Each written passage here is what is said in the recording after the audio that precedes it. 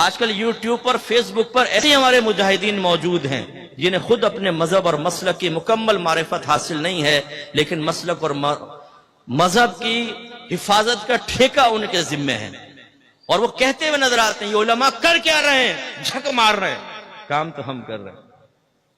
ایک صاحب نے مجھے کہا مفتی صاحب آپ ٹی وی پہ بیٹھ کے کیا کر رہے ہیں، آپ اس مسئلے پہ کیوں نہیں بولتے، اس مسئلے پہ کیوں نہیں بولتے؟ میں نے کہا تم نے بالکل ٹھیک کہا، میں تو مار رہا ہوں جھک اور کچھ کام نہیں کر رہا ہوں۔ آپ ایسا کریں، عالم بنیں، مفتی بنیں، میڈیا کی اچھی طرح پریکٹس کریں، میری جگہ آ کر بیٹھیں اور جو میں نہیں کر رہا وہ آپ کریں، بس پھر اس کا سارا جوش جھاگ کی طرح بیٹھ گیا۔ تو علماء کو برا کہنے والے اگر کوئی یہاں ٹناٹن بیٹھا ہوا ہے کہ جو اپنے جوش میں کہتا ہے جس طرز میں چاہتا ہوں سنیت کا کام علماء کو بھی کرنا چاہیے، تو بیٹا آپ ہمیں نہ سکھائیں۔ اگر ہمیں سکھانا ہے تو پھر آؤ ہمارے پاس، ہم تم سے کچھ کویسچن کرتے ہیں اور تمہیں احساس دلاتے ہیں کہ تمہاری سنیت کس درجے پر پہنچی ہوئی ہے، تم ساتویں آسمان کے کس کنارے پر بیٹھے ہوئے وہ ہم بتائیں گے، اور انشاءاللہ وہاں سے ساتویں زمین کے اندر نہ گرو تو ہمارا نام بدل دینا۔ آپ اپنے جوش کی وجہ سے سمجھتے ہیں علماء جھک مار رہے ہیں، وہ چنے کی ریڑیاں لگا کر بیٹھے ہوئے ہیں، آپ کے طرز کو اختیار کیا جائے۔ جب ایک بچہ چھوٹا ہوتا ہے نا، اسے نہیں پتا کہ والد صاحب کیسے کما کر لا رہے ہیں، پورے مہینے کا خرچہ کیسے نکل رہا ہے، اگر بہن کی شادی کرنی ہے تو کیسے بات کرنی ہے، جہیز کیسے جمع کرنا ہے، بیٹے کی بری کیسے جمع کرنی ہے۔ وہ اگر اپنی بڑکے مارے تو ماں باپ کہتے ہیں بیٹا بھی بہت چھوٹے ہو، ذرا بڑے بن جاؤ، حالات دیکھو گے، ماحول دیکھو گے، باہر نکلو گے، سب سمجھ میں آ جائے گا۔ آپ ایک محدود پیمانے پر کام کرتے ہیں، علماء بڑے پیمانے پر کام کر رہے ہوتے ہیں، اور آپ تنقید شروع کر دیتے ہیں، اور اپنی یہ حالت ہے کہ چند کویسچن کر لیں سنیت کے بارے میں تو معلوم نہیں۔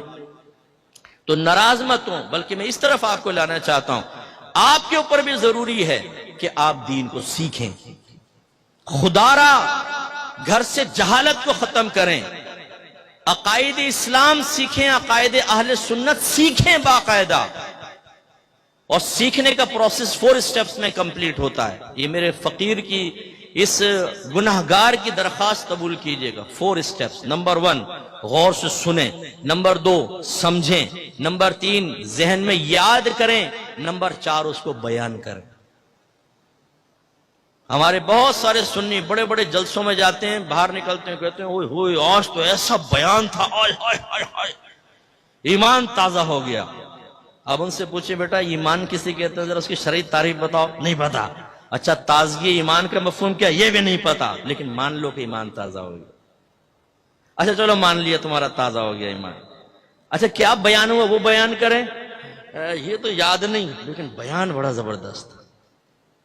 بڑے بڑے بیان سنیں گے، یاد کچھ بھی نہیں رہتا۔ کیوں؟ ہم نے یاد کرنے کے لیے کبھی بیٹھے نہیں ہیں، اور ذہن میں ہو اور ہم کہ اچھا اب اس کو بیان کر دو، تو یہ بیان تو نہیں کر سکتا، تبھی ہم کہیں دفاع نہیں کر سکتے۔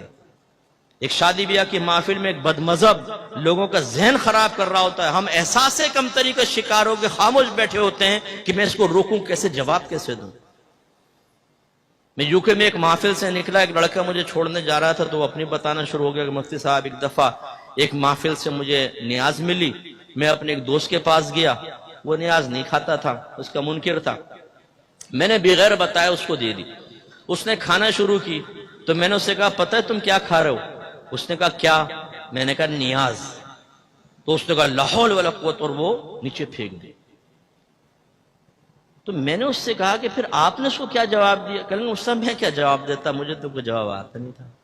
یہ حالت ہے ہماری کہ جب مسلک اہل سنت کے دفاع کی باری آئے تو یا تو کچھ صلاحیت ہو یا نہ ہو میدان عمل میں کود پڑیں گے اور مسلک کا بیڑا غرق کریں گے، اور یا پھر احساس کمتری کے ساتھ اپنی آنکھیں بچا کے سائیڈ میں کٹ لو، علماء جانے ان کا کام جانے۔ بھائی ایسا نہیں ہے، آپ میں سے ہر شخص پہ ذمہ داری ہے، آپ میں سے ہر ایک کو کامل سنی بننا ہے۔ عقیدہ اہل سنت، عقیدہ اسلام میں سے کوئی بات آپ سے پوچھی جائے، اس کا خلاصہ، اس کی سمری آپ کے ذہن میں ہونی چاہیے۔ آپ کے پوچھو مجھ سے، میں بتاتا ہوں۔ کوئی پوچھے نبی کریم کے حاضر ناظر کا مفہوم کیا ہے، آپ کہیں یہ مفہوم ہے اور یہ اس کی ایک دلیل ہے۔ ایک دلیل تو اپنے ذہن میں رکھ لیں، نبی کریم کو علم غیب حاصل ہے کہ نہیں ہے؟ وہ کون سے 10 عقیدے ہیں کہ جو علم غیب کے سلسلے میں ہم وقت ہمارے ذہن میں ہونے چاہیے، ذرا ان میں گڑبڑ پیدا ہوئی بدعتی ہو جائیں گے، کافر ہو جائیں گے. آپ کہیں یہ ہیں علم غیب، اسے کہتے ہیں. نبی کریم کے لیے یہ ہمارا عقیدہ ہے اور یہ 10 عقائد یہ لے. فوراً آپ بتائیں تقلید کسے کہتے ہیں؟ اسے کہتے ہیں. تقلید شخصی واجب ہے، یس. اس کی دلیل کیا ہے؟ یہ دلیل ہے. استمداد اولیاء جائز ہے، انبیاء علیہ السلام سے مدد طلب کرنا جائز ہے. اس میں بنیادی عقیدہ کیا ہے؟ اللہ سے مدد طلب کرنا افضل اور اولا ہے یا انبیاء علیہ السلام سے مانگنا؟ افضل اور مفضول کی پہلے پہچان. پھر کیا دلیل ہے آپ کے پاس کہ اولیاء اعظام سے آپ طلب کرتے ہیں، استمداد کرتے ہیں؟ کیا دلیل ہے؟ صاحب مزار سے سامنے جا کے مخاطب ہو کے کچھ طلب کرنا کیا شرعاً یہ جائز ہے؟ دلیل ہونی چاہیے آپ کے پاس. نیاز آپ کے گھر میں ہوتی ہے، تیجا ہوتا ہے، 40واں 10واں 20واں، ان کی معلومات آپ کے پاس ہونی چاہیے. اور اگر آپ کے پاس کچھ بھی نہیں ہے لیکن پھر بھی آپ اپنے آپ کو سنی کہتے ہیں تو معذرت کے ساتھ اس کی مثال ایسے ہے. ایک آدمی گلے میں اسٹیتھوسکوپ ڈال کے سفید کوٹ پہن کر آیا، کہنے لگا میں ڈاکٹر ہوں. آپ نے کہا کتنی کلاسیں پڑھی ہیں؟ کہہ رہے کبھی اسکول تو نہیں گیا ہوں. ہیں جب اسکول نہیں گئے تو یہ؟ اس نے کہا مان لو میں منہ سے کہہ رہا ہوں ڈاکٹر ہوں، اسٹیتھوسکوپ بھی لگایا ہوا ہے، کوٹ بھی پہنا ہوا ہے، مان لو ڈاکٹر ہوں. مان لیں گے آپ؟ بولیے مان لیں گے؟ لیکن سنی مان لیتے ہیں ہم. ذہن میں کچھ بھی نہیں ہوتا لیکن محفل میں بیٹھا ہے، سننے والے رنگ میں آ گیا ہے، مان لو کہ میں پکا سنی ہوں. بھائی کیسے مان لیں؟ تم نے تعلیم حاصل کی ہے سنیت کی؟ عقائد اسلام کے بارے میں ہم نہیں جانتے. اللہ تبارک و تعالیٰ کا انٹروڈکشن پیش کرنا ہو کہ اللہ کون ہے، نپے تلے الفاظ میں بیان کریں جو اس کے تمام چیزوں کا احاطہ کر کے ایک جامع تعریف بنے، تو ہمارا مسلمان سوچ میں پڑ جائے گا اپنے اللہ کا تعارف کیسے پیش کروں، اسلام کا تعارف کیسے پیش کروں. تو خدا را ہم اتنا ہی کر سکتے ہیں کہ ہم آپ کے لیے پلیٹ فارم فراہم کریں. العلماء ورثۃ الانبیاء، علماء نبیوں کے وارث ہوتے ہیں. جو کام نبیوں کا ہوتا ہے علماء وہ کام کرتے ہیں. ہم کوشش کر رہے ہیں کہ وہ کام کریں.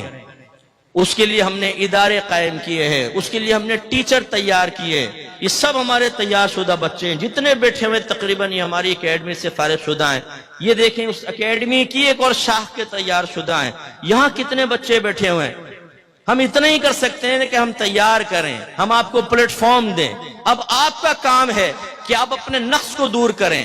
آپ صحابہ کرام کے طریقے پہ چلتے ہوئے، جیسے نبی نے قرآن پڑھا صحابہ نے سنا، آپ سننے کے لیے آئے. سرکار نے تزکیہ نفس فرمایا، صحابہ کرام نے اپنا تزکیہ کیا، آپ تزکیہ حاصل کرنے کے لیے آئیں. سرکار نے کتاب و حکمت سکھائی، آپ خود سیکھیں، اپنے بچوں کو، اپنے گھر والی خواتین کو سکھائیں.